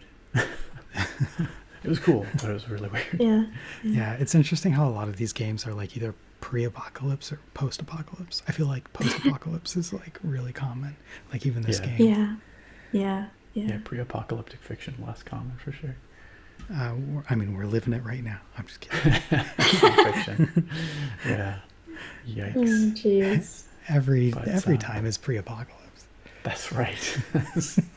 Every day can be your own personal pre-apocalypse. Yeah. Trevor asking when the next Goddess Who is going to be. I have to go back and watch all y'all's Goddess Who's. I have not seen any of it, so it's just I don't know what you're up to there. Yeah, it'll happen whenever we can all play, but Nick is out, so it's just when the scheduling aligns. Yeah. Yeah, it's pretty random that way. Which group of people we can pull together. Yeah. It's pretty challenging to get all 5 of us together, honestly. Yeah. It's pretty amazing when it does happen these days. We had a couple of good sessions there recently for Yeah, our last one all of nights. us were in. yeah. Yeah, I think it might be a few weeks yet before we have all of us together again, if I had to guess. If I could yeah. go back in time, I think one of the things that I would change about Desert Nights is not have it be 100 days. Yeah, because it's been such. Yeah, because we're, I don't know, probably like 70 days now or something like that, like high 60s maybe. Yeah, whatever. That's high a million 60s. years off, whatever. Yeah. Maybe something could happen that we are always doing something to ruin everything. Maybe something can happen that could shave 50 days off. Yeah, just fuck up the timeline. Somehow. Yeah. absolutely. Yeah. Weird. Like a definitely- consequence of some kind. Yeah. Totally. Yeah. I've definitely Don't tell Sage or Mira, so when it Yeah. happens, they're like so surprised. Yeah. Keep it a secret. Actually, though, that'd be pretty good. It would be really funny. Yeah, that would definitely amp up the tension. Anxiety of Yes, the whole thing. for sure. Yeah, but it's going to take you guys a long time to sail around the plane of water. So. Yeah, we've got like layers upon layers of goals. Yeah, I feel like we haven't really completed any, but No, we just keep making we promises just keep that we don't making deliver on. promises. Gotta love it. It's But we're like you trying. just keep gaining side quests in a video game. That's Yeah. literally it's like Yeah. fractal side quests. Yeah, I actually forget like the main quest at this point, it's just here and Okay, the now. main quest is to avoid the end of the world, but in order to do that, or to save the Rorin, I guess, if that's what we want to do. But part of doing that, we were recruiting Mr. Eyeballs, and we made him some promises, right? What is in your mouth? Uh-oh. Yeah, you made him like a light promise that you would deliver the letter Right. or destroy it. Yeah. Yes, and that was in exchange for changing Intari's Intari. appearance so that she was no longer wanted. And why was she wanted in the first place? We got framed for something we didn't do. Yeah, pulled a the magical card. cards. Yeah, Oh, and got right, the 50 frickin' gold. cards. The freaking card. I think it got Yeah. more than 50. I think it was like, What about it was like 600 substantial. gold? It was like, It was like 500, I yeah, think. yeah. Yeah. Yeah. Yeah, that's right. Yeah, 500. Neil wakes up and says, Did I say 100 days? I'm at 20. Yeah. Return from the plane of water, the whole Roaring's just Flood. Under new management. That's right. Actually kind of begs the question, why would Marin and like her crew, or I guess she's the only one who knows, but like why would she want to avoid the Aurorian getting flooded in the first place? I don't know if we ever established that. I think it was because they trade with the outsiders. Like they don't know, the outsiders don't know of Marin's people, but like they do trade. Right. Yeah. Fair So I think enough. that there's like certain luxuries that they just wouldn't want to give up or live without at this point that they get from Solanon, maybe. And I guess there's the whole thing about like the Tritons being weird and you know what's what? going on there. Yeah, the You Tritons guys are at might war take with over. them, and the ancient Yeah. curse is somehow, you know, associated with the vampire Tritons and whatever. Yeah, yeah, yeah. Neat. Oh yeah, that's right. We have to stop the vampires from taking over your island.